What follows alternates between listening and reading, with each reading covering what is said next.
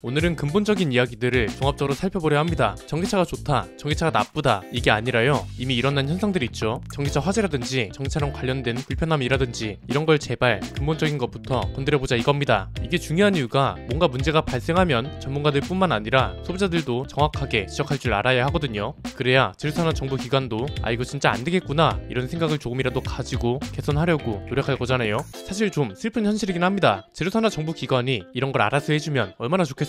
그러라고 연구원들을 뽑아둔 건데, 그런데 또 연구 개발만으로는 잡을 수 없는 문제도 있고 이성과 현실이 다르기 때문에 발생하는 문제도 있기 때문에 이런 모든 것들을 쉽고 빠르게 정리해드리겠습니다.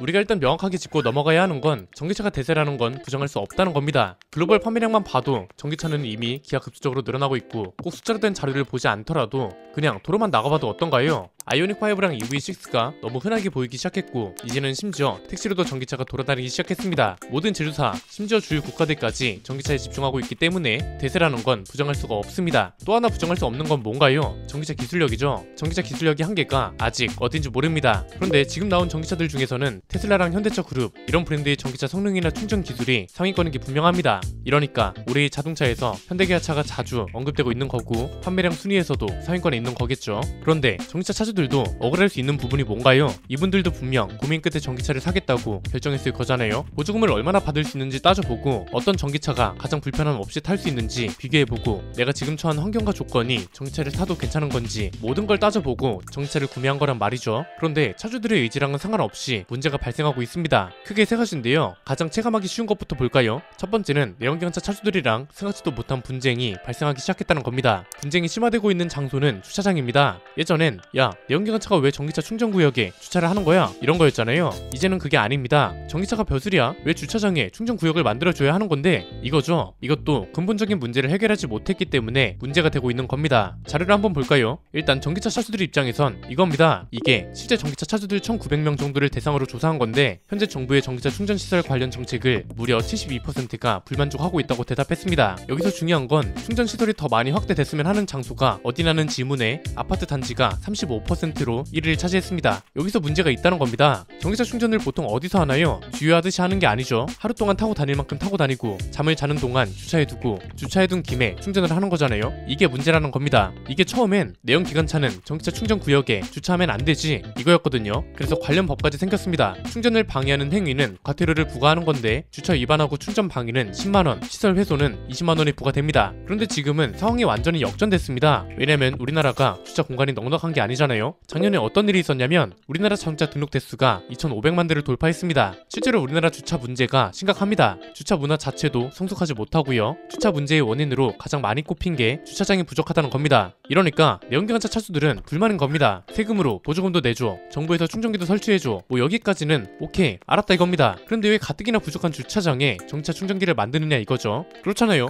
전기차 충전 구역은 별도로 부지를 조성해서 만드는 게 아닙니다. 기존에 있던 주차 면수 중에 일부를 전기차 충전 구역으로 만들어 버리는 거잖아요. 예를 들어서 주차면이 100개인 아파트가 있는데 아파트에 있는 차는 120대예요. 가뜩이나 주차장이 부족한데 이 중에서 2개를 전기차 충전 구역으로 빼버리면 주차 가능한 곳이 98개로 줄어드는 거죠. 그만큼 전기차가 많이 늘어나면 된다? 이것도 말이 안 되는 게 전기차도 전기차 충전 구역에 충전을 위해서 잠깐 세워두는 거죠. 여기에 주차를 하는 건 안 됩니다. 결국 전기차 차주들도 똑같이 주차난을 겪으면서 서로 갈등이 생긴다 이겁니다. 문제는 이 갈등이 전기차 차주들 사이에서도 생기고 있다는 거죠. 이게 약간 법이 허점을 드러내는 것이기도 한데요. 전기차는 충전 목적이 아니더라도 완속 충전소에 14시간 동안 주차하는 게 가능합니다. 이게 산업통상자원부의 실제 해석입니다. 완속 충전소에 방치된 전기차를 신고하려면 증거 사진만 3장이 필요합니다. 최초 신고 사진, 중간에 찍은 사진, 그리고 14시간이 지난 뒤에 찍은 사진이 필요합니다. 누가 이렇게까지 신고를 하겠어요? 이러니까 충전이 목적이 아닌 차까지 충전소에 주차를 하고 이게 전기차 차주들 사이에서 문제가 되는 거죠. 가뜩이나 대부분의 차주들이 잠을 자는 동안 충전을 하는데 자다가 중간에 깨서 충전이 다 됐다는 알림을 받고 차를 옮겨서 주차하는 사람이 몇이나 될까요? 그나마 이 문제를 피하고 있는 게 현대차 이핏인데 여기는 이미 시스템이 완성되어 있죠. 충전이 종료되고 15분부터 1분당 100원이 결제된다는 알림 카톡이 갑니다. 이러니까 차주들이 금방 옮기는 건데 아파트 주차장에 있는 충전기를 모두 이핏으로 설치한 게 아니다 보니까 당연히 문제가 되고 있는 거죠. 주차 전기차 문제는 해결하지 않고 늘려야 할 것만 맹목적으로 늘리니까 예상치 못한 곳에서 잡음이 나기 시작한 겁니다. 두 번째는 화재인데요. 이것도 전기차 차주들이 차를 구매하기 전까지는 알 수 없는 문제였습니다. 직접 사고를 겪지 않는 이상 알 수 없는 거잖아요. 사고가 났을 때 화재가 발생하면 이게 불이 잘 나는지 안 나는지 알 수 있는 거고, 화재 건수도 최근에서야 늘어나기 시작했습니다. 이것도 보급이 늘기 시작하면서 화재 건수가 늘어난 거라서 무조건 심각하다고 말할 수가 없는 겁니다. 이건 구분이 좀 필요합니다. 전기차 화재가 얼마나 많냐, 전기차 화재가 얼마나 위험하냐, 이 두 가지 질문은 모든 차주들이 구분할 필요가 있습니다. 자, 전기차 화재가 많이 나냐? 이건 아직 단정짓기가 이릅니다. 전기차 화재 건수가 매년 늘어나고 있긴 합니다. 그런데 이건 앞에서 말씀드린 것처럼 보급량이 늘어나니까 당연한 거고요. 차주들이 진짜 궁금한 건 내연기관차보다 화재가 많이 발생하냐 이거잖아요. 보통 내연기관차랑 전기차의 화재 건수를 많이 비교하는데 이 자료대로라면 전기차 화재가 덜한 게 맞긴 합니다. 내연기관차는 10만 대당 10대에서 화재가 발생하고 전기차는 10만 대당 2.7대에서 화재가 나는데 이건 살짝 오류가 있는 거죠. 내연기관차는 노후차가 전기차보다 훨씬 많고 전기차는 비교적 신차가 많으니까 직접적인 비교가 어렵습니다. 이 오류를 줄이려면 최대한 비슷한 차랑 비교를 해야 하는데 그나마 비슷한 비교군이 하이브리드 차입니다. 왜냐면 하이브리드 차도 최근 들어서 많아졌잖아요.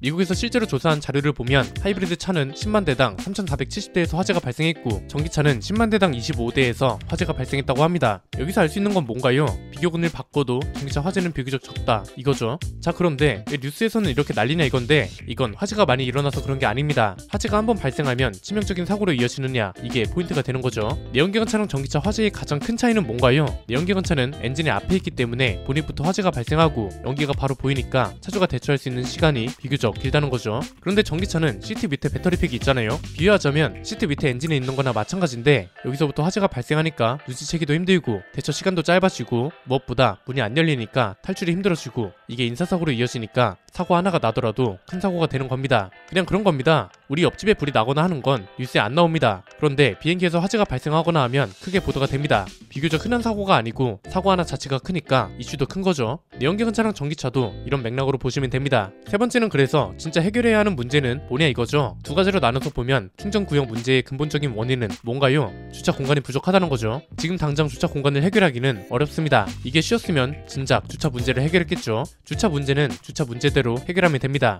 그동안 많은 걸 제시해드렸습니다. 주택가는 인도 옆 바로 옆에 주차 라인을 그리면 주차 질서도 잡고 횡단보도 시야를 가리는 일도 사라진다는 거, 그리고 공영 주차장 부지는 1층으로만 두지 말고 주차 타워를 짓자고 말씀드렸습니다. 주차 타워도 엘리베이터 이런 건 필요 없습니다. 그냥 건물형 주차 타워 있잖아요. 마트 주차장처럼 되어 있는 거예요. 당장 공영 주차장 부지만 이렇게 활용해도 해당 지역 주차 문제가 꽤 많이 해결될 거고요. 충전구역 주차 문제는 이미 현대차가 힌트를 줬습니다. 대다수의 사람들이 돈으로 움직입니다. 지금 전기차 충전 카드가 너무 많다는 문제가 있거든요. 이걸 환경부 차원에서 통합하면서 결제카드 인식 기능도 심어버리고 이걸 앱 알림이랑 연동시키면 장기 주차 문제를 해결할 수 있지 않을까요? 현대차 EPC 딱 이렇게 운영되잖아요. 충전 완료 15분부터 1분당 100원씩 올라가고 이걸 알림으로 전송해주니까 아파트 주차장으로 몰리는 문제도 해결할 수 있을 것 같은데요. 왜냐면 이렇게 되는 순간 충전 문화 자체가 바뀔 겁니다. 잠을 자면서 충전하는 게 거의 불가능해지는 거잖아요. 좀 더 많은 차주들이 주유소를 이용하듯이 충전기를 이용하게 될 거고, 이렇게 되면 아까 봤던 조사 결과도 바뀔 수 있는 겁니다. 고속도로 휴게소, 주유소, 백화점이나 마트, 사무실 주차장, 여기로 수요가 분산되는 거라 주거시설로 몰리는 문제가 크게 해결될 겁니다. 화재 문제는 인식 개선부터 해야 할 것 같습니다. 전기차 화재가 위험한 거지 전기차 화재가 많은 게 문제가 아닙니다. 이건 무슨 소리냐면 불 안 나게 해주세요 이게 아니라 불나도 안전하게 진압하고 탈출할 수 있게 해주세요 이렇게 요구해야 한다는 겁니다. 화재가 제로인 게 가장 이상적이긴 하지만 기계 장치이기 때문에 이걸 제로로 만들기는 당연히 힘듭니다. 그래서 당장 요구할 수 있는 건 화재가 나더라도 탈출할 수 있게 해줘야 할 거잖아요. 높은 속도에서 충돌하면 엔진을 보호하기 힘든 것처럼 배터리도 보호하기 힘들다는 건 물리 법칙상 당연한 거란 말이죠. 현대차가 최근에 아이오닉5 충돌 테스트를 공개적으로 진행했습니다. 여기서 나온 말들을 보면 근본적인 건 여전히 결여되어 있습니다. 전기차 화재를 진압하는 연구 개발을 추진 중이고 화재가 없는 전기차 개발의 진심이라는 취지로 말을 했는데 이것도 물론 장기적으로 보면 꼭 필요한 연구 개발입니다. 그런데 이런 거 말고 지금 당장 할 수 있는 조치부터 해달라 이겁니다. 히든 타입 도어 핸들에 전자식 방식까지 결합되어 있다 보니까 전력이 차단되거나 오류가 생기면 문을 열 수가 없습니다. 결론적으로 남은 방법은 창문을 깨는 거잖아요. 전기차는 일단 의무적으로 창문용 망치를 옵션으로 넣어줬으면 합니다. 글로브 박스 같은 곳에 하나씩 넣어주면 좋지 않나요? 갑작스러운 사고에 전류가 모두 차단돼서 문이 안 열려요. 이때는 창문을 깨고 탈출해야 할 수밖에 없잖아요. 최근에 일어난 사고도 결과가 극명했던 게 창문을 못 깨서 탈출하지 못한 사람들은 사망이고 탈출한 사람은 살았습니다. 큰 목표를 정해두고 움직이는 건 좋습니다. 인프라도 많아지면 좋고 전기차도 불 안 나면 좋습니다. 그런데 여기까지 가려면 시간과 비용이 굉장히 많이 듭니다. 공백이 생긴다는 건데 중간 과정에서 전기차를 타는 사람들은 위험을 감수하고 타야 하는 건가? 이건 아니잖아요. 전기차 차주들도 이런 걸 바라고 전기차를 산 건 아닙니다. 제조사도 그렇고 정부 기관도 그렇고 중간 과정과 근본적인 문제도 신경 써줬으면 하는 바람입니다. 오늘 내용은 여기까지입니다. 내용이 유익하셨다면 구독과 좋아요 알림 설정 부탁드립니다. 지금까지 저는 안피디였습니다. 감사합니다.